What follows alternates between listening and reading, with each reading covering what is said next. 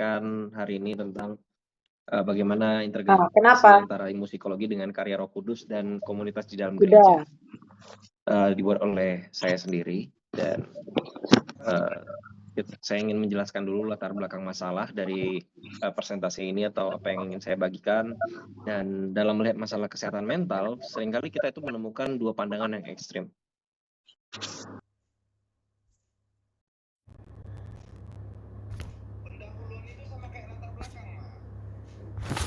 Iya tahu Mama, maksudnya gini loh, sesuai urutan itu udah benar gitu kan, udah keluar Mama jadinya gara-gara adek, aduh, tercampak jadinya. Pertanyaannya bukan memilih antara psikologi atau teologi, melainkan bagaimana kita menggunakan alat psikologi di bawah tuntunan karya Roh Kudus dalam komunitas kita. Jadi pertanyaannya itu bukan, jadi ini selesaikan dengan psikologi atau ini kita selesaikan secara teologi atau rohani atau gereja. Nah, tapi bagaimana kedua ini bisa kita sinergikan bersama, kolaborasi. Nah, rumusan masalahnya ada 3 yang akan saya bahas. Yang pertama yaitu tentang batas ilmu psikologi. Sampai sejauh mana pendekatan psikologi yang seperti teori kognitif atau kognitif behavior, perilaku, bisa membantu manusia. Dan mengapa perubahan perilaku saja tidak cukup tanpa karya Roh Kudus. Nah, ini kita akan bahas. Dan yang kedua adalah membongkar akar masalah. Bagaimana Roh Kudus bekerja menyembuhkan berhala hati yang tidak bisa diselesaikan hanya dengan metode psikologi biasa. Dan yang ketiga yaitu peran komunitas, yaitu peran gereja, dan mengapa pertumbuhan dan pemulihan psikologi spiritual ini membutuhkan gereja sebagai komunitas yang nyata, bukan sekedar cuma sebagai usaha individu. Nah, yang tahap pertama, tahap A, yaitu psikologi sebagai anugerah umum atau common grace dan pembaruan budi. Secara teologi, kita harus menempatkan ilmu psikologi sebagai bentuk anugerah umum atau common grace dari Tuhan. Tuhan memberikan kapasitas rasional atau cara kita bisa berpikir rasional kepada manusia untuk meneliti mekanisme kerja pikiran, emosi, dan struktur jiwa. Konsep-konsep psikologi seperti identifikasi distorsi kognitif, misalnya ada soft sizing atau pemikiran hitam putih yang kalau nggak jahat, kalau nggak baik pasti jahat, kalau nggak hitam ya putih gitu. Padahal dunia ini masih ada warna lain. Nah, sangat berharga karena memberikan kita kosakata medis atau kerangka logis untuk melihat anatomi penderitaan manusia atau akar dari penderitaan manusia itu. Nah, psikologi memetakan dengan sangat presisi betapa parah kerusakan mental kita akibat dosa. Nah, dalam Rasul Paulus dalam Roma 12 ayat 2 memberikan landasan yang kokoh. Dia bilang bahwa janganlah kamu menjadi serupa dengan dunia ini, tetapi berubahlah oleh pembaharuan budimu. Disinilah peran psikologi mendapatkan tempatnya. Ia tidak bertindak sebagai alat diagnostik. Ia bertindak sebagai alat diagnostik yang sangat brilian. Ilmu psikologi membantu kita untuk identifikasi, untuk tahu secara spesifik dan empiris bagaimana pikiran dan budi mana dari diri kita atau yang pola kerjanya sudah rusak, beradaptasi secara maladaptif, dan pada akhirnya menjadi serupa dengan pola dunia yang jatuh ini. Jadi psikologi membantu kita kan, Roma 12 ayat 2 mengatakan bahwa perubahan adalah melalui perubahan akal budimu. Nah, perubahan budi mana yang ternyata kita jatuh bersama dengan dunia ini.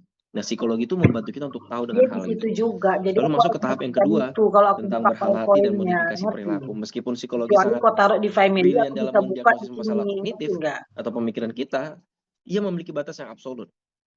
Terapi klinis dapat melatih seorang untuk modifikasi respon stres atau menghentikan kebiasaan merusak. Tetapi terapi sekuler tidak memiliki kuasa untuk mengubah orientasi hati.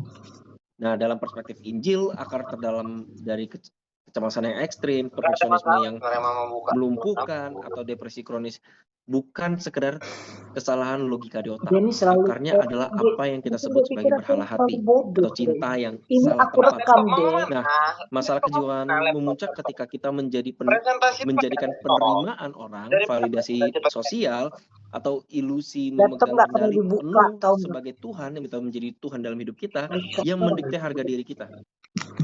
Nah, ketika kita merasa itu lebih penting, penerimaan orang validasi itu mendikte diri kita, saat itulah menjadi masalah. Saat berhala fana ini terancam atau hancur, struktur mental kita itu ikut runtuh. Nah, psikoterapi hanya mampu mengelola gejalanya, namun tidak sanggup memberikan objek penyembahan yang baru bagi jiwa manusia. Karena manusia diciptakan untuk menyembah. Maka itu intervensi Roh Kudus dalam menghancurkan berhala hati ini seperti apa? Di titik kebutuhan psikologi inilah Roh Kudus mengambil alih melalui anugerah Injil. Hanya Roh Kudus yang memiliki kuasa untuk menebus mekanisme pertahanan ego manusia ini yang paling tebal sekali. Seperti yang sering digaungkan dalam Injil bahwa kita lebih berdosa dan hancur dalam diri kita daripada yang pernah kita berani percayai. Namun di saat yang sama kita juga jauh lebih dikasihi, diterima di dalam Yesus Kristus dari apa yang pernah kita berani harapkan. Nah, ketika Roh Kudus menanamkan nilai kebenaran Injil ini ke dalam diri manusia, ia nggak sekedar modifikasi perilaku manusia yang di permukaan yang terlihat normal secara sosialitas.